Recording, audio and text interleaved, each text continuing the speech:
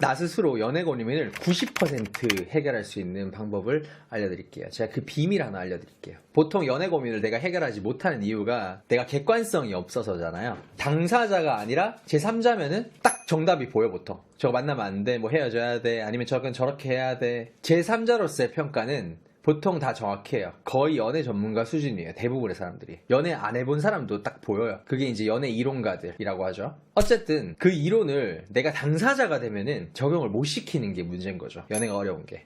마치 기성용이 옛날에 자기 축구 경기 이렇게 욕하는 사람들 이렇게 얘기한 게 있어요. 답답하면 니들이 뛰던가 라는 유명한 말을 남기고, 사람들은 거기에 할 말을 잃었죠. 내가 못 뛰거든. 뛰면은 기성용보다 못 뛴단 말이야, 내가. 하지만 지금 경기에서 잘 풀리고 있는지 못 풀리고 있는지 이게 보인단 말이에요. 관중들이 봤을 때는.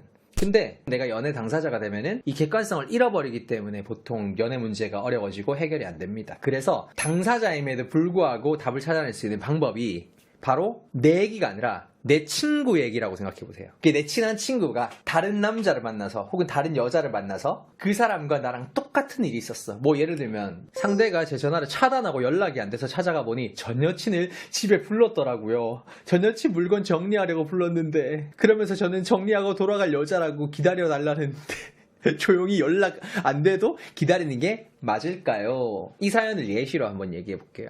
그 본인 상황을 친구가 똑같이 겪었어. 친구가 남자친구가 있는데 사연자님한테 얘기하는 거야. 야, 내 남자친구가 내 전화 차단하고 연락도 안 돼서 집에 찾아갔는데 전 여친이 집에 있더라니까. 전 여친 물건 정리하려고 불렀다고 막 얘기를 하는데, 그러면서 전 여친 보고 정리하면 돌아갈 여자다 하면서 나 안심시키던데 나 이거 어떻게 해야 돼? 기다려야 돼? 이거? 나 믿어줘야 돼? 자, 정답 어떤가요? 내가 당사자라도 보여요, 안 보여요, 정답이? 자, 친구한테 뭐라고 조언하실 거예요? 그 조언할 얘기가 바로 본인이 해야 될 거예요.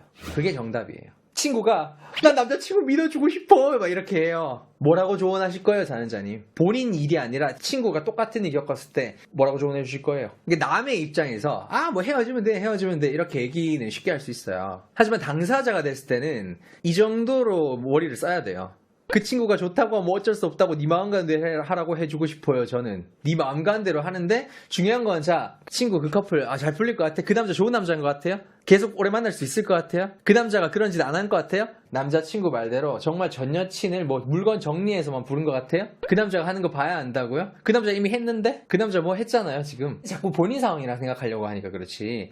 진짜 그냥 본인은 그냥 지금 되게 편안한 상태야. 아무것도 없는 상태야. 남자친구랑 잘 만나고 있는 상태인데 친구가 그런 조언을 구해요. 어떨 것 같아요? 박건희 영상 중에 바람기 있는 사람이 한 여자에게 정착하는 과정이 있다고 얘기를 들어서 그걸 믿고 싶은가요? 제목만 보지 말고 내용 좀 보세요. 그 남자가 바람을 안 피고 정착을 할 수 있는 조건인지를 보세요. 이제 드디어 정답 얘기했네. 아니요, 그 친구가 만난다고 하면 화낼 것 같아요. 네 맘대로 하라고 하겠지만. 네, 저 말고 여기 지금 채팅창에 있는 모든 분들이 다 그렇게 얘기하고 있어요. 너도 답을 알고 있다고요. 근데 웃긴 거 뭔지 아세요? 네, 이건 얘기해 드릴게요. 이 채팅에 있는 분들도 막상 본인 상황이 되잖아. 당사자가 돼. 내가 포기하기 싫은 상황이 와. 믿고 싶은 걸 믿고 싶은 상황이 와. 그러면 사실 다들 고민할 거야. 다들 그래도 만나고 싶은데 이런 생각 할 거예요. 하는데 지금은 이분들은 지금 그 상황이 아니잖아. 그러니까 이 사람들 말이 정답이고요. 내 일이 아닌 남 일이라는 상황이라고 생각하면은 답을 할 수가 있어요. 이게 대단한 거죠. 내 친구라고 생각하는 그런 습관을 들이시는 게 좋을 것 같습니다. 저는 이거 되게 잘해요. 고인물이에요. 그러다 보니까 제가 내 연애도 잘하면서 조언도 잘하는 거죠.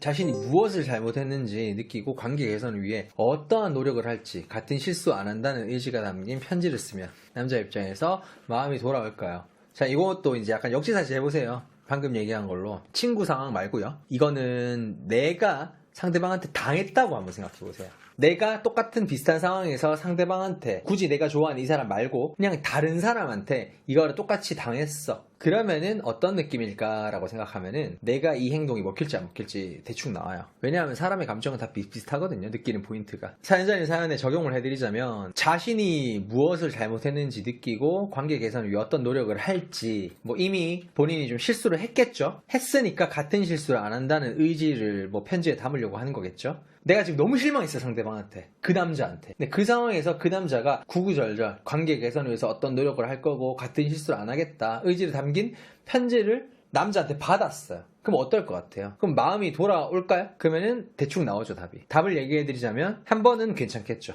그래. 그럴 수 있겠네. 그래, 뭐 이렇게 편지까지 쓰고 이렇게 구구절절 얘기하는 거 보니까 뭐 계산의 여지가 있을 수도 있겠네. 같은 실수를 반복하지 않는다니까. 그래, 이번이 처음이니까 라고 이해할 수 있겠죠. 근데 이게 반복이 됐어. 2번, 3번 이상. 근데 이 편지를 썼어. 남자가. 상대방이. 받았어요.